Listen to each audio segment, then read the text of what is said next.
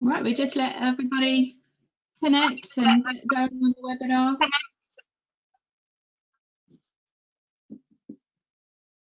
Okay, great. Well, thank you ever so much for joining us today. It's really a pleasure for me to introduce this particular series of webinars. I'm the Chief Executive of ISSUP, and ISSUP really is a member organisation for anybody who is working in this field to support those that are then the workforce for prevention, treatment and recovery with those with substance use disorders. And we're very delighted that at the moment we have 12,597 members all around the world. And our mission really is to bring that workforce together, build a network, support their development, ensure that their latest knowledge is communicated to those that are really on the ground, yourselves that are undertaking the work. The way that we do that at ISSUP is that we have three ways of working. We have all the digital element of our work, which is our website, all of our communications on social media, our newsletters, etc. We have our national chapters, of which there are currently 20, which is where the mission is really delivered on the ground in a country-specific context, culture and language. And our events, which we have been holding face-to-face events, which are, as the rest of the world, on hold at the moment. But we've really enjoyed transferring our events to online platforms such as this. So I'm delighted really to introduce somebody who's bringing all three of those elements of work together. And I'm really proud that one of our national chapters at ISSUP is leading on this series of knowledge exchange webinars. So I'm going to bow out and hand over to the moderator of the series, who is the president of ISSUP Nigeria, Dr. Martin Aguerge. So all that is left for me to say is thank you to the panel and to ISSUP Nigeria for pulling this series together, and thanks to all of you for attending. And here's to a successful webinar. Thank you. Thank you. Thank you so much, Joanna. It is really a pleasure to have you welcome us to this bi-monthly webinar. We are glad to have you. Thank you. Thank you, everyone, for joining us in this webinar. We are indeed excited to have you at this maiden session of ISSUP Nigeria bi-monthly webinar tagged ISSUP Nigeria Knowledge Update Series. This is in line with our mission to build and support the capacity of drug demand reduction practitioners in Nigeria towards providing evidence-based drug and substance abuse prevention, treatment, and also to contribute to policy. We are very committed to this cause. This webinar we hold once in 2 months during this period of COVID-19.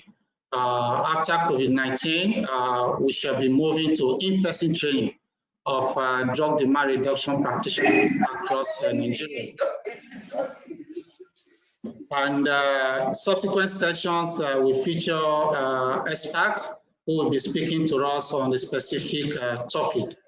So in this maiden session, we shall be looking at the experience and challenges in delivering drug demand reduction interventions during this COVID-19 pandemic, capacity building on evidence-based drug and substance abuse prevention, treatment interventions, as well as looking at the way forward.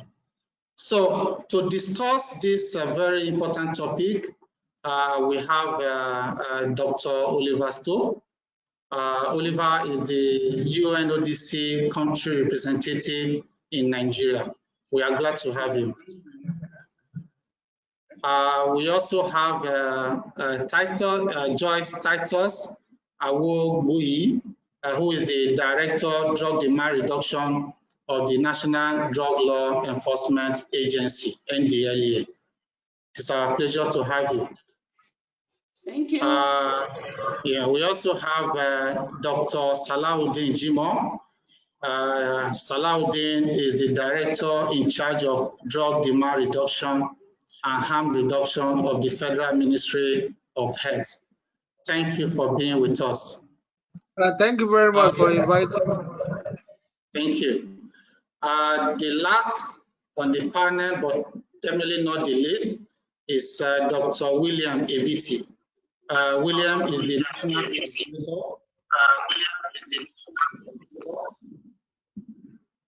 William is the National Coordinator, Community Intervention Network on Drugs, CIND. We are glad to have you. Thank you very much. It's glad to be a part of this meeting. Yes. So we shall be having two parts in this webinar. In the first part, the panelists will have 5 minutes each in order to speak to the topic. Then part 2 will be question and answer, as may be put forward by the participants. So at this moment, we encourage participants to put up questions using the chat box.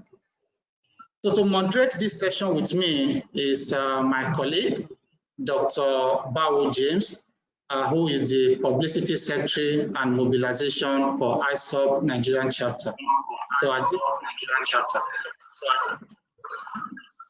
at this point, let me hand over to my colleague Bawo to take it up from here.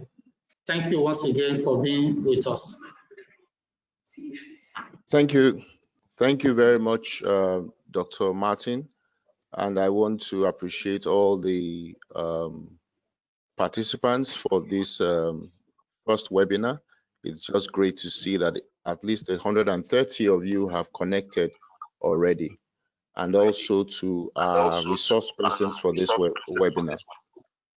So first, I think we'll just go straight away, and let's start with from the way everybody was introduced. So I'll start with Dr. Ebiti. Dr. Ebiti, what will be your comments regarding treatment and prevention so far for people with substance use disorders in this era of COVID-19? What would you like to share so that the participants can benefit from? All right, thank you very much. First of all, I'm the National Coordinator for the Community Intervention Network on Drugs. Specifically, it refers to civil society organizations that work in the area of research, advocacy. Some are involved in treatment, some focus mainly on policy, but it has to do with the issue of people who use drugs generally. And I also work as a clinical supervisor for Milestones Foundation. And so we are a community organization that focuses mainly in mitigating the health, educational, and social barriers involving people who use drugs. And when we do so, we invest in them, supporting their dreams towards confident and dignified living. Now, in approaching this set of people during this time, it's been really, not an easy task. You know very well that for most people who use drugs, they are being stigmatized and to a great extent being excluded from treatment. And that is why if you go to more community centers, like the primary healthcare centers and all that, you will not see capacity for people to treat people who actually use drugs in these places. So during the period of the COVID-19, it was really an uphill task for this set of people accessing services, because they found it very difficult to travel to, far places to be able to access treatment. Unodc was very helpful in setting up the Drug Help Net. The Drug Help Net constituted a group of experts, healthcare personnel, I think about 126 of them spread all over the country, who were ready for people to call them, and they were ready to provide some form of support for people who use drugs. That became very helpful, especially for the civil society groups. So it was easy to link people who are requiring help with these experts to provide the help for them. Incidentally, along the line, one of the things that I quickly noticed was that some persons who were providing this help did not also have the capacity to provide this help virtually. There's a big difference between someone walking into your office and you're providing some form of help and assistance to the person and doing so over the phone. And so one of the things that we had to do over here was to train a crop of people. Definitely, it was a very small group of people among this group of HelpNet to be able to provide these services in such a way that it will have the impact that it is supposed to have, understanding the limits and making the necessary referrals and so on and so forth. So that's something that we had to do during this period. The other thing too that we had to do was to provide collaboration. It became very clear that we really do have to collaborate with each other, because you have a patient who is in Lagos and you are in Kaduna, for example, and the patient would normally travel to come and see you in Kaduna. But during this period of lockdown, the patient cannot move. There are no flights and all that. So you are forced to collaborate with your colleagues in Lagos to be able to offer these services. And that made it easier for us to begin to appreciate the network of experts around the country and working together to be able to achieve, some form of result. And I'm really hoping that even after everything is over, we will begin to see the value of that kind of collaboration and providing enough kind of training and capacity, using the capacity that has been developed. Because, for example, the UNOC trained over 1,000 professionals to be able to cater for these people. But I'm not sure that out of those people that we train, that more than 50 of them are adequately being engaged. So we see that there is a lot of capacity that was built up and was not being used. And we're hoping that this is a wake-up call for us to be able to use these capacities that have been built up as much as possible. I think I have just 5 minutes, so I will stop at this point, just a way of introducing some of the things that I've been able to notice during this period of time. Thank you very much, Dr. Ebiti. It's interesting. You've brought up two things: the issue of collaboration and also the issue of training. Not every person that can do something face-to-face will necessarily be able to do it via online media. So we'll go to Dr. Awogbuyi from the NDLEA. Hello, madam. Are you there? Hello. Hello, I'm here. Okay. So I would like to ask, what has been the impact of COVID-19 on demand reduction services that the NDLEA has been providing? What has been the impact of COVID-19? And then how has NDLEA been able to surmount these challenges? Over to you, ma'am. Thank you very much. First, I would want to let us know that during this COVID-19, it has been very, very challenging. We have counseling centers all over the states in Nigeria where we handle drug users.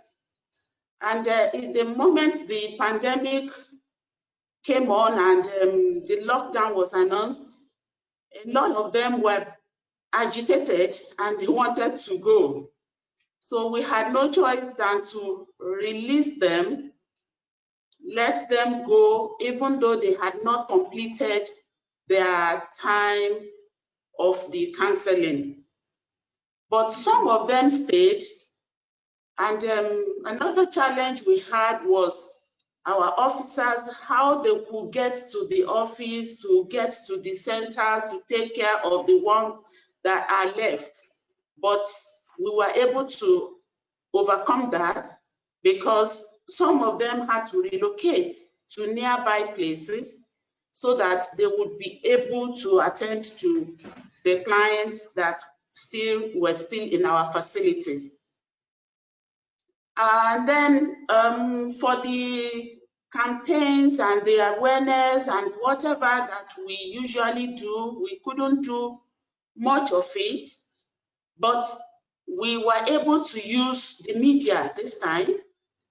We went on the cable network, we went on NTA, AIT channels, Arise, television, radio, link, everywhere, so that we were able to move our message to the people. And some of our NGOs that organized programs during this COVID pandemic, we were still able to go there and lend our voices to the people they were able to gather, minding the social distancing.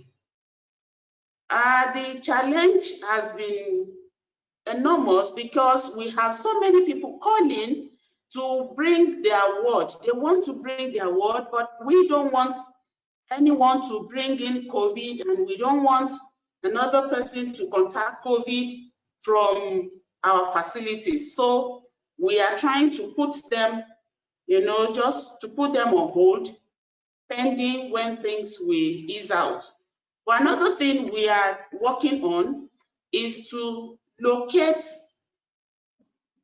beautiful, or let me say standard facilities in one each in our geopolitical zones, so that we'll deploy some hands to such places, meet with those people, like those clients that we could not just admit in any other facility, make that available to them, and then make our officers attend to them until we are able to finish the counseling sessions with them, and then we can then discharge them.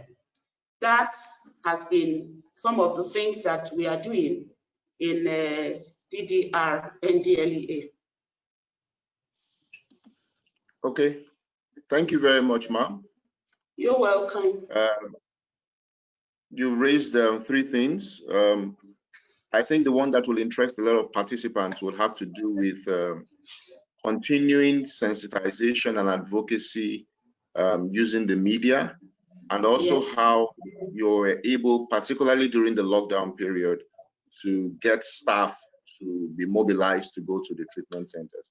How were you able to surmount that, particularly for the staff?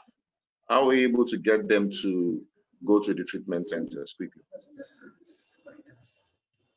Well, the lockdown actually did not hold the essential service providers down. So they were able to, with their ID card, move from time to time to go to the centers to take care of their clients. And we have some of our officers who are on ground within the premises 24 hours of the day. They are there to watch over the clients. Okay. Yes. Okay. Thank you very much, ma'am. You're welcome. Dr. Salahuddin, are you there? I'm here, yes. Yes, I'm there. Okay. Yeah, thank you. I would just like to know, as a developing country, the economic impact of COVID-19 has been significant. And drug demand reduction strategies, that's policy, the mental health bill, they were in the front burner just before COVID started. Our participants would like to know, where are we regarding this now? Has everything been subsumed by COVID, or are we making progress? Yes, thank you very much. I would rather say that we are making progress, but the progress is very slow. First of all, we're having problem as regards to issue of coordination. From Federal Ministry of Health, we have 11 model treatment centers, and the NDLEA from their 7 commands are sending information to the ministry. And information has to do with National Epidemiological Network on Drug Use, meaning that we are trying to monitor winter treatment, the nature of drug that we are taking, how many of such substances, do they have any comorbidity, or is there any blood-borne diseases associated with the problem? So these are the things that we get information from the model treatment centers every month. And it is based on this report that we are coming out every year with an analysis of these reports in order to inform the ministry or the government generally on the decision to be taken or the policy. So with this COVID-19, interruption came in. In fact, as I'm talking to you, I can only tell you that 2018 NENDU report is the only thing that we have on ground. We are still struggling in 2019 because I've been having difficulty in meeting together. Then secondly, on some other policy documents like UNODC, they have been a tremendous help to the government of Nigeria, especially Federal Ministry of Health. We have a lot of documents on the issue of treatment guideline, on the DDR strategy, and even on the issue of harm reduction. We are coming forward with guidelines on needle syringe program. But since COVID-19 came in, it has been a very serious interruption.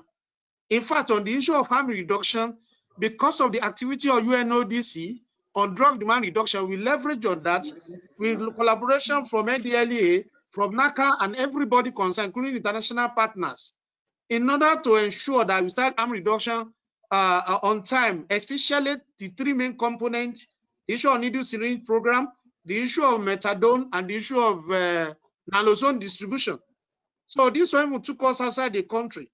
So we have tried to enter 3 states as regards to piloting NSP. So we are at the point of developing documents that will assist the partners who are willing to do the piloting when we come forward with the guideline on NSP when the issue of COVID-19 came in. These are disrupted all the activities because we have done state entry to Oyo State, which is the second largest state of drug use. We have entered Gombe State, we have entered Abia State, and we have gotten full cooperation from the state government and all the law enforcement agencies, including police, including DLA, including SSS as regards to this. By now, we will have been happier having the pilot document ready, but COVID-19 disrupted the entire activities. In fact, as of last week, we have to start meeting virtually to ensure that we are able to even get the NR approval that is holding us down, that it do not give us that go ahead to commence the program. So this COVID-19 really interrupted a lot of things as far as ministry is concerned. So the only way we have been mitigating is just to go through virtual meetings, which is the only way I've been surviving right now to get things done. So I still strongly believe that we are on course in the ministry to ensure that we get all the bills as well as all these necessary policy documents kicking. Because Ministry of Health, how many are we? We are few in number. The only way we can achieve success on DDR is to bring in the non-governmental organizations at local government, at communities on board. And they need to be well guided. And all these policy documents are things that they can leverage on in order to carry out this issue of intervention on drug use. So we are on course, and the ministry is gradually moving. Now that the lockup is lockdown is easing off gradually now. I think very soon all these documents will be ready, and we'll be able to overcome all these challenges. Thank you. Thank you very much, Dr. Salahuddin. It's interesting to note that virtual meetings, you have said, are the way out for much of the challenges that the ministry has been having regarding various programs it is supporting, and also the appreciation that you gave to the UNODC for their support so far. If you have questions, participants, we would like you to type out your questions so we could take each individual question for any of our resource persons. We only have one question so far, although it's not really a question. The person just typed, "Good evening, ma'am." So if you have any questions, please just type the question on your own interface, and then we can take the questions at the appropriate time. Dr. Stolpe, good evening again. Dr. Stolpe? Yes, good afternoon. Sorry, I was just good afternoon. My microphone. Pardon me. I think I have already moved. I already moved 2 hours ahead. So we would like to know. Clearly, COVID-19 has taken a center stage globally, and many governments are gathering significant resource towards containing it. How has the UNODC been able to keep drug supply and prevention initiatives relevant in the face of the pandemic? Because clearly many people claim it will change the way we live and work in future. So what has the UNODC been doing generally, and then specifically for Nigeria, to keep these initiatives relevant in the face of COVID-19? Dr. Stolpe, please. Thank you very much, and I'm really grateful to Dr. Ibiti, to Dr. Oluwatoyin, to our NDLEA colleague for already actually making quite a number of pertinent points, which allows me to hopefully be short and to the point. Overall, our main approach at this stage has been looking at two things. One is, how will COVID-19 impact drug use in general? And secondly, how do we actually succeed in COVID proving, if you want to use that very loosely defined term, the drug treatment, drug prevention, and care. So these have been sort of our two objectives: understanding the situation and somehow making sure that our initiatives, our services, most importantly to the actual drug users, and the services, we are not a direct service provider, so the services that you are providing can somehow continue despite all the limitations. Now, this comes against the background, of course, that we know very well. We have a very high drug use prevalence in Nigeria, about 3 times the global average almost. Things are likely to get worse. Things are likely to get worse. We did a poll with UNICEF together among young people. We interviewed roughly 90,000 young people, and about 50% of them felt that drug use had increased actually since lockdown and the occurrence basically of COVID-19, while only about 30% felt that it had remained the same or it had decreased. So a clear majority is basically of the opinion that things are getting worse when it comes to drug use. We all know also some of the issues that we were grappling with even before the occurrence of COVID-19. That was the treatment gap. Almost half of all the drug users that feel they need treatment, they need assistance, they need counseling in order to deal with their drug use disorder, are not able to access that. And it gets even far worse for women than it is for men. We know that only about 5% of all people in treatment before COVID-19 were women, as opposed to 25% of the drug user population in total. We have to deal with a lot of issues. Now, already Dr. Ibiti, and then thank you very much for mentioning the Drug Health Net, because I think if anything, this was actually somehow an initiative born out of necessity, but something that was badly needed in Nigeria, whether there was COVID-19 or not, because we don't have a drug helpline in Nigeria. We don't have that. And that is a critical element to a comprehensive response, a comprehensive service package to drug users. So this Drug Health Net was created with the help of 129 by now drug counselors. There are some issues. Dr. Ibiti already put some of them forward. It's a different thing of whether you provide drug counseling over the phone or whether you do so in person. And you need to build your skills in order to be able to deliver that service effectively over the phone. But there are also a couple of things that we have already observed and that are hugely encouraging. And I'm trying to really see here the silver lining in a situation where the clouds are really dark. One of the things that we found is that obviously a drug help net, a drug helpline is taking care of a lot of issues that were before actually preventing people from accessing drug counseling. First of all, the anonymity. People can call this line, they don't need to reveal their true name, they can remain completely anonymous. They don't need to leave their house. So, for example, if stigmatization or fear of revealing drug use disorder to their family members or friends is holding them back from accessing treatment.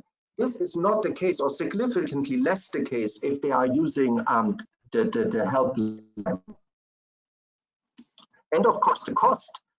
So far, this service is essentially for free. Before, almost half of the people that we interviewed basically did not access drug treatment and drug counseling services because of the costs involved. The drug counseling is of course treatment, but drug counseling that is being provided through Drug Health Net comes for free. So there's a lot of, like, I think, positive developments, and not last but not least, it's a service that is almost available 24/7, which I think is quite crucial, because I think the darkest hours are indeed the darkest hours. That means in the middle of the night, when people are really struggling essentially with their drug use disorder. So I think there's some positive developments that have been, I think, sped up, have been supported almost, if you want to say so, by the fact that COVID-19 occurred.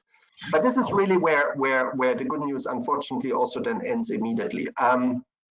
We have been trying to do a lot of things, of course, to continue. We have faced, especially on the policy side, some serious constraints. We have two constraints. One is, of course, the physical constraint.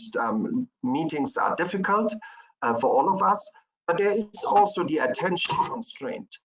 And I'm really glad that we have the colleagues from the Federal Ministry of Health and from NDLEA today with us, as well as of ISSUP, because we really need to step up our advocacy. It is very clear, blatantly clear from where I'm sitting, that the drug users are most vulnerable, not only most vulnerable in a sense of being affected by COVID-19, not only being most vulnerable potentially to actually experience more severe symptoms if they should contract COVID-19, but they're also most vulnerable to be the first ones forgotten by the policymakers and those ones that need to actually make available the necessary resources. And there is already incidents of that. The presidential task force decided consciously against a project proposal put forward by Unodc that would have supported some of the things that were mentioned by Dr. Ebiti with regard to strengthening actually the capabilities, the skills of these drug health net treatment providers, that would have given us the possibility to procure PPE for both NDLEA and other service providers in order to make it actually possible for them, to the extent that is safe, to continue to provide services. And as the economy is opening up, this is even more important because now people are moving again. So I think there's a lot that we need to do, and we need to, I'm sorry to say so, I'm normally not standing on a box in Hyde Park, but in this case, I would like to stand at least on a virtual box, because it is really absolutely critical that we are starting to be very voiceful, very audible with regard to the policymakers, to start paying attention that they are forgetting a very vulnerable group, and that at the end, when they're starting to so to speak, think about them again, that vulnerable group might have doubled in its numbers, and it might have taken away a lot of people from the possibility of accessing treatment and dealing with their drug use disorder. We should all be very realistic. COVID-19 pushes all the triggers that are essential drivers, especially in Nigeria, for drug use. So it's very likely that from a 14% of drug use prevalence, we're going to go even much further up.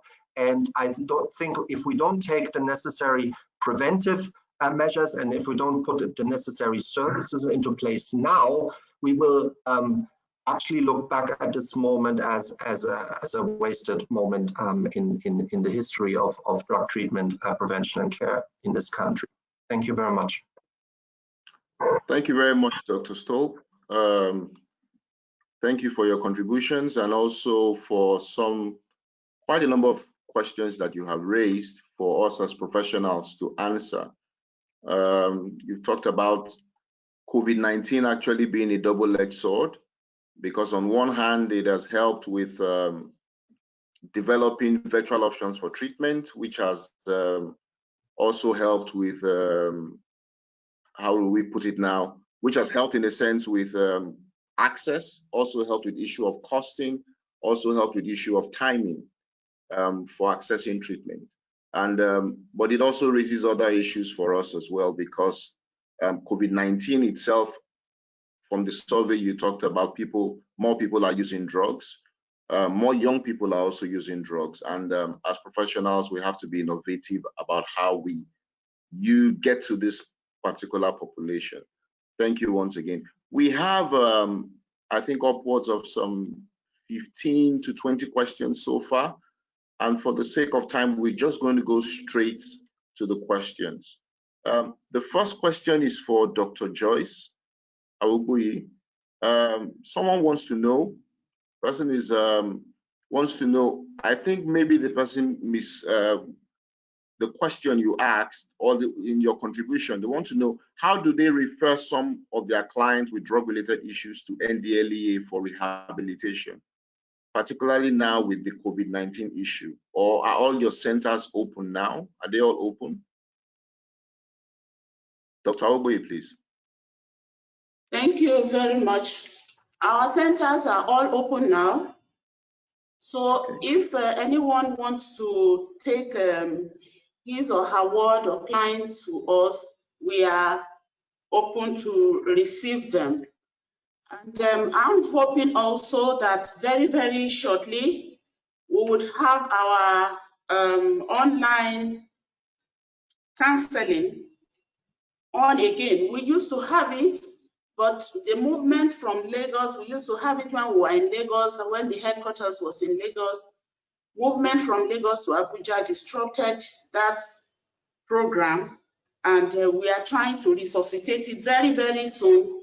We will get them, we will get the online counseling back, and then our toll-free counseling line, we are working to resuscitate it so that we can also give that one out on the social platforms for people to be able to reach us.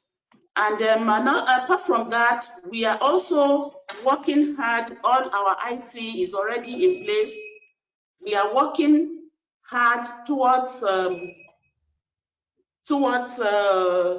virtual meetings with relevant stakeholders, wives of governors, and all other people that can help us to pass the message to the grassroots. So presently, we are all working, all our commands, all our formations are working. Somebody can easily walk in there and go ahead and take the clients to us. We would admit as the person gets there, all the requirements is given to them, they will be able to access the facilities. Thank you. Okay. Thank you very much.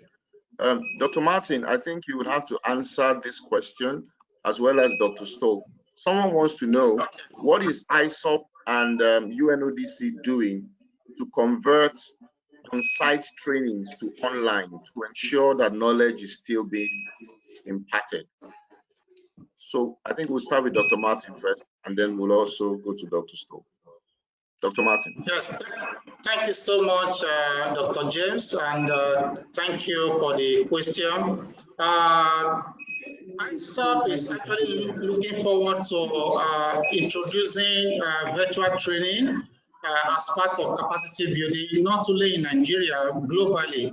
So you also agree with me that COVID-19 presented both challenges and opportunities. So one of the opportunities is that trainings and some activities now will definitely not be the same again. A good number of them will move virtual. So ISSUP is in line with that. And in a couple of months from now, I want to believe the curriculum will be out and we'll roll out our online capacity building, because we cannot say too much. It cannot be too much to say that what we need, as far as drug demand reduction and in providing evidence-based intervention is the capacity to be able to deliver. So if we don't have the capacity, definitely there is little or much that we can do. So we need that, and COVID-19 definitely will not deny us that opportunity. So we are definitely going to do that, and it will be soon. So I want the person who asked and better everyone to at least take note of this and follow up. Once it is available, we'll make it known. Thank you. Thank you, Dr. Stolpe, for the UNODC. Yes, of course. Well, and thank you very much for the question. So UNODC already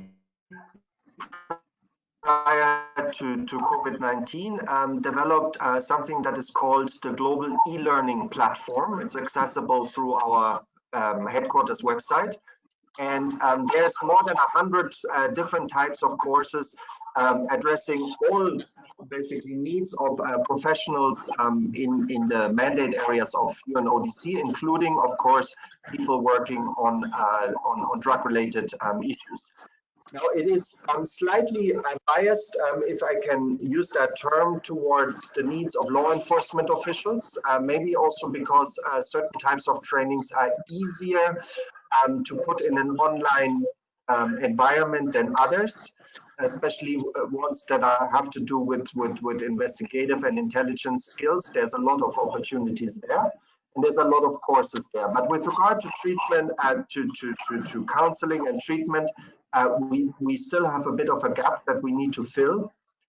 We are, of course, have started, like everybody else, to deliver some knowledge programs through webinars and the like.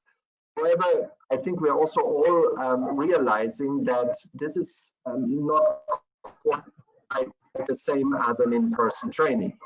So, for example, attention spans are much quicker exhausted in an online environment than what they are in a classroom type of setting. So these are the kind of things we need to take into account.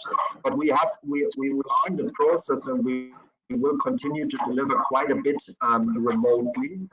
And in particular, this will become relevant for something that Dr. Ibiti mentioned before, with regard to the 100, basically the volunteers and the drug help net, because I think it's very critical that we're starting to expose them to good practices in how to provide counseling over the phone, how actually drug counseling services are being provided in other countries.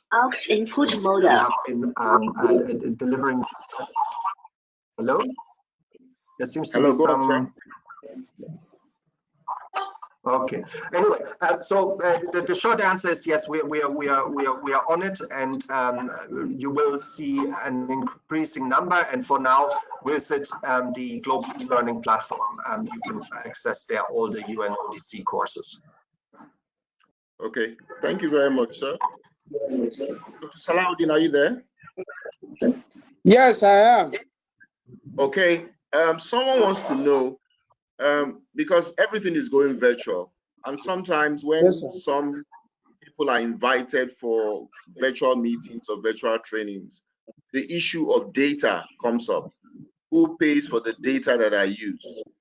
How do service providers that want to offer training, for example, maybe treatment centers want to conduct things remotely, how do we answer that issue of how do they get data to be able to attend seminars or conferences or workshops online?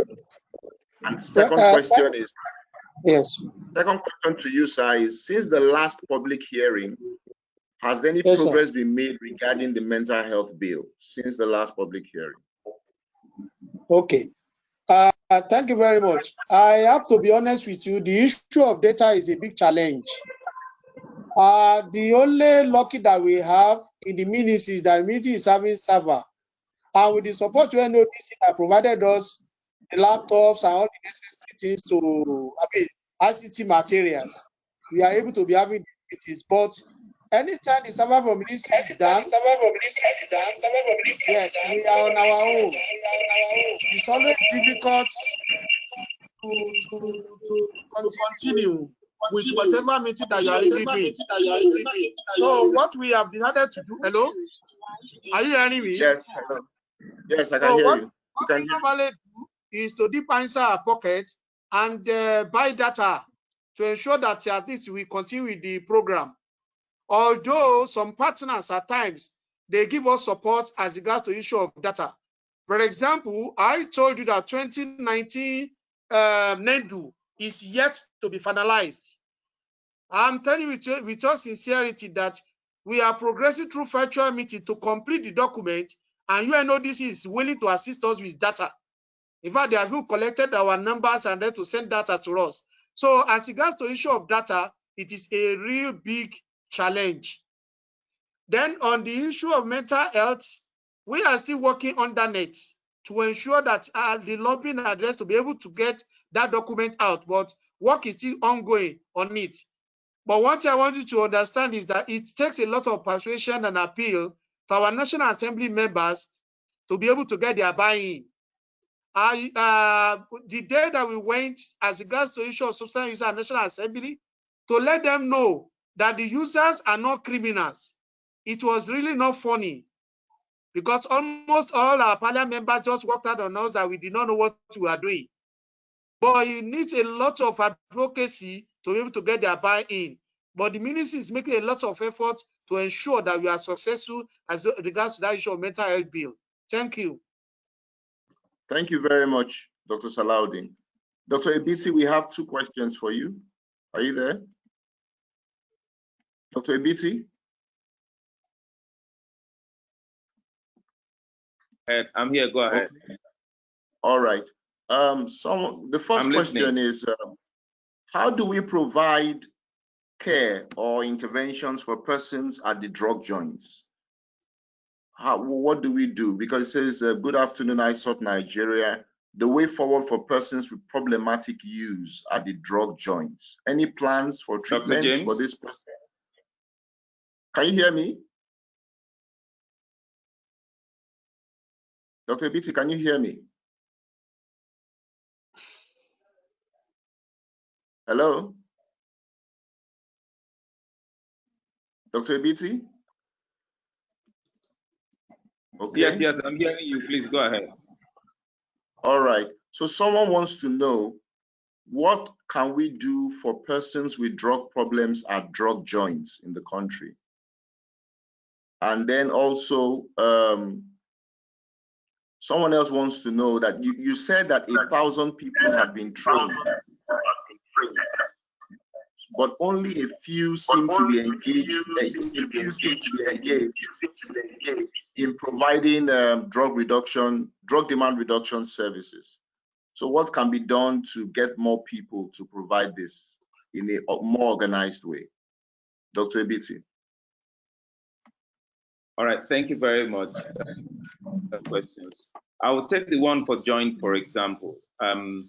There are community organizations that are supposed to be engaging intensely with people who are in the joint. For example, we in Milestones have a lot of engagement with people who are in the joint, and usually setting up community centers, drop-in centers, linking these people to primary healthcare centers surrounding them is usually the best approach in handling their issues. Remember that people who are in the joint, the big issue of trust and all that is always there.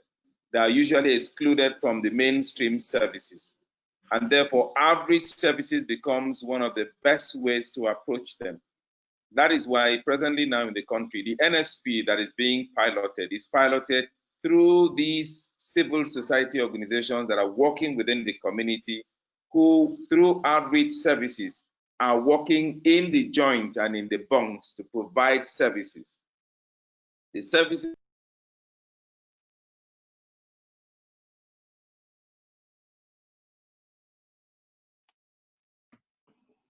Abiba? Dr. Ebiti? Dr. Ebiti?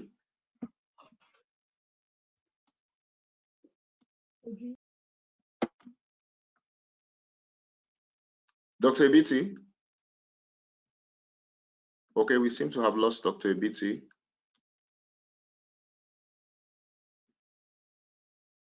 Okay. Dr. Ebiti, are you there?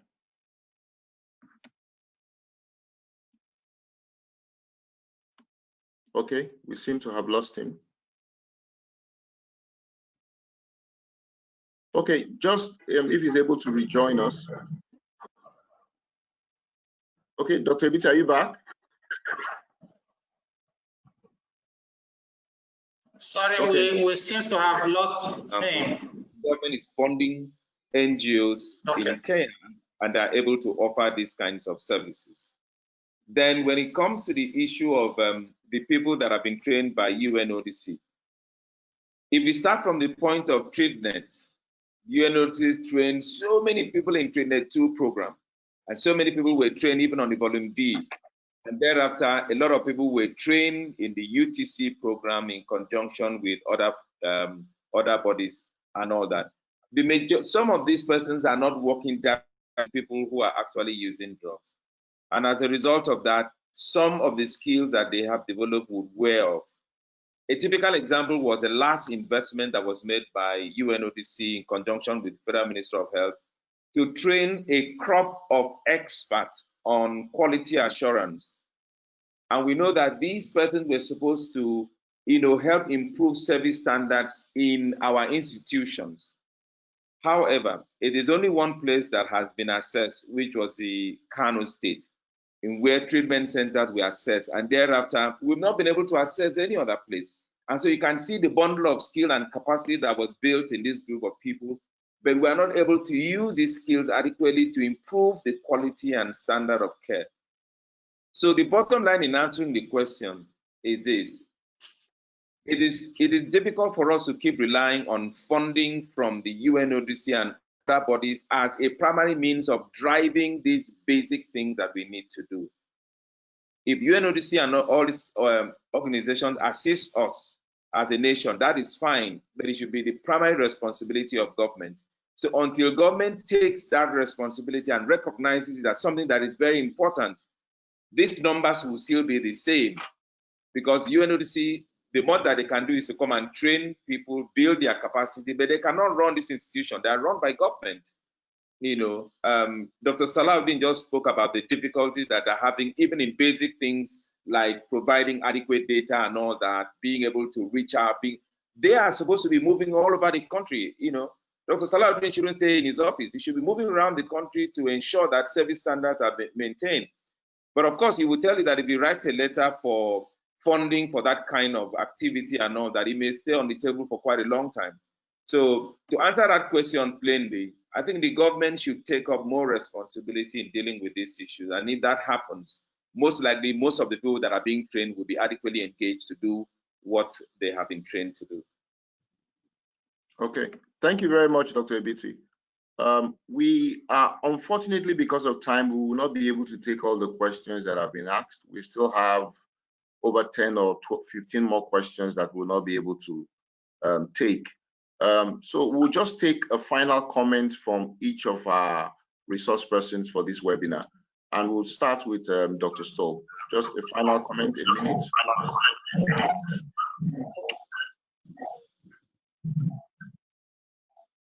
Sorry. Well, I just want to thank actually ISSUP for also organizing this webinar. I think this is a very good idea to do this regular exchange of experiences, to also identify some challenges. I think all of the speakers have helped with that. And also for us, really, as providers of assistance, exactly like Dr. Fiti has been mentioning, we can facilitate, we can help, we can build capacity, but we cannot replace, and we do not want to replace government services. And I think at the moment we are sort of a little bit as crossroads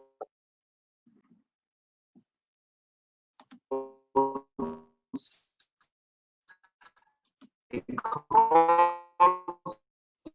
of the health crisis that the nation and the world is facing. attention, unfortunately, to these issues has been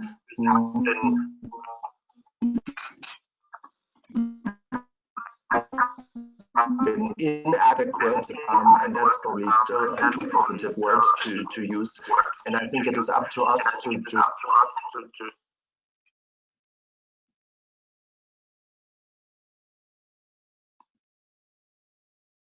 Okay, thank you very much, Dr. Stolpe. Dr. Salahuddin, can we get a final comment from you? Thank you very much, sir. First of all, I want to appreciate our partners, Unodc, WHO, Fund. They can only assist us as a country in building our capacity. And there is a level to which financially they can support us. The best is we should start carrying our responsibility right from now. Then secondly, the issue of drug demand reduction and fighting against drug use, it can be better achieved if government coordinates with all our NGOs, because they are the ones that are really very close to the grassroots. And like we have COVID-19 now, in terms of home services, somebody in Abuja cannot come down to the local environment and come and provide services, especially when there is lockdown. So my appeal is, first, I will go to ISSUP. Without money, we cannot function. As regards to the bill that was asked the other time, it requires a lot of advocacy to National Assembly. Fortunately, all the projects on drug, it is the Ministry of Budget and National Planning that is coordinating the activities. So I strongly believe that with the ISSUP there and all the other NGOs and other partners, if we can unite together to assist in talking to especially our own principals and those who are in charge of authority, most importantly, National Assembly, to change their orientation, to specifically ask, whenever they bring the budget, where is the budget to fight this drug issue? Because crime rate and drug, if you look at the Unodc report, they seem to be closer together. And you can see the amount of opioid that were being gotten from Boko Haram axis. Meaning that if we are able to successfully fight the issue of drug, then we'll be able to reduce the crime in the society. So we want ISSUP and other, please, if you can team up with us to be able to achieve this. If fund is provided and people's capacity are being built and they are being supported, I think we'll be able to go far on the issue of drug demand reduction and harm reduction. Thank you very much. Thank you very much, Dr. Salahuddin from the Federal Ministry of Health. Dr. Joyce from NDLEA, your final comment, please.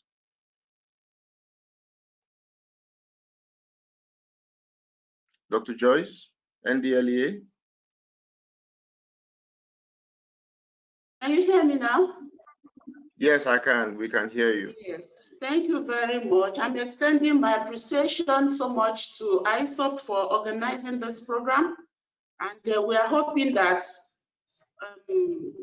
this would continue so that it will not just be a one-off thing. And I want to also lend my voice to Dr. Salahuddin, because when we talk of fighting drugs and drug use, it is capital intensive. And we want our policy makers to please look into how they will finance this aspect so that we can have some peace in the country. And I also want to say to people around all over the country there that no hope is lost. We will still beat this thing called drug use. Thank you very much. Thank you very much. Dr. Ebiti, your final comments.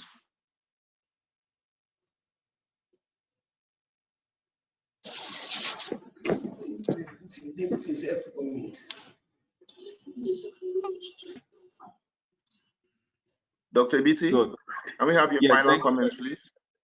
Yes. First of all, I want to thank ISSUP for spotlighting on the issues that we're all very concerned about, because the more we speak about these issues, the more we're likely to find solutions to it. I also want to appreciate the management of the drug demand reduction of the Federal Ministry of Health. We've never seen this level of passion in dealing with this issue. And so we are specifically grateful. And if you don't mind, Dr. Salahuddin, thank you very much for the leadership you are giving in that area. And then to the UNODC for all their support and funding, not just in these activities, but in many other activities that they have been doing. We really quite appreciate it. Now, I just have one comment, and my comment is that though there are difficulties that we may have noticed, and though there are real barriers, there are also other things that we can adequately do within our sphere of influence and capacity. And my appeal is that we should do the very best in those things that we can do. And let us leave the one that we cannot do. And when we have the opportunity to do them, we can still go ahead to do those ones. Thank you very much. Thank you very much, Dr. Ebiti, and thank you for all our resource persons. I'll hand over now to Dr. Matt. Thank you so much, Bawo, in moderating this session. So on behalf of the Board of Trustees, the Executive Council, and members of ISSUP Nigerian chapter, I want to say a very big thank you to the panelists for doing justice to the topic. One thing is very clear from the webinar, and that is the fact that we need to build synergy across the board in our drug control efforts. Synergy devoid of institutional and professional discrimination, among others.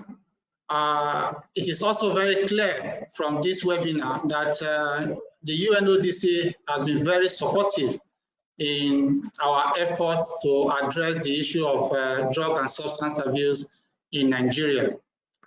Beyond the support of UNODC, we also need the support of our government to the different institutions, including civil societies and NGOs, to be sure that collectively we address the issues of substance abuse in Nigeria. Of course, it is also clear that we need capacity, to be able to deliver evidence-based interventions. And I must commend the UNODC once again for the support and for being on the front line in developing curriculum for drug use prevention, treatment, and so on. And this is part of what ISSUP Nigeria, because what we are all driving at is providing evidence-based intervention. And we rely so much on the evidence as developed or documents, curricula as developed by the UNODC, even in building capacity within the ISSUP. So thank you, Dr. Salahuddin from the Federal Ministry of Health. Thank you, Joyce, Titus-Awogbuyi. Thank you, Dr. William Ebiti. To the participants, we say thank you for joining despite your very busy schedule. To ISSUP Global, we appreciate your support. If not for the technical support, at least we possibly would not have been able to deliver this as good as it is. So let us do it again, and as we look forward to interesting session in September 2020, it's a bi-monthly webinar, and I want to assure Joyce that this will not be a one-off thing, even though our next sessions will not be panel discussion like this. But not too long from this time, we will see how we can also bring experts together to brainstorm on the way forward.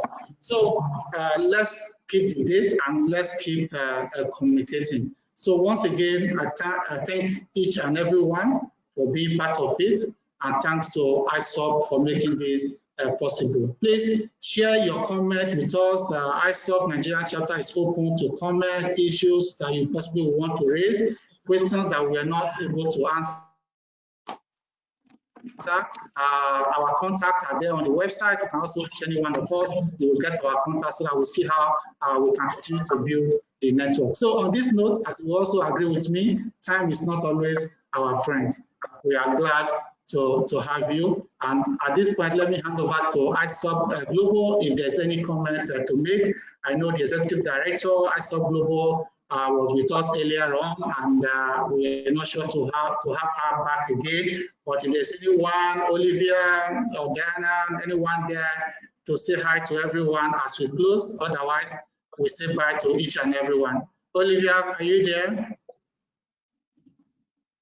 Hi, yes, I'm here. Just thank you very much on behalf of the ISSUP Global team. It was a very fascinating webinar, and yeah, we look forward to all of the ones in the future. Thank you. So bye for now. Okay.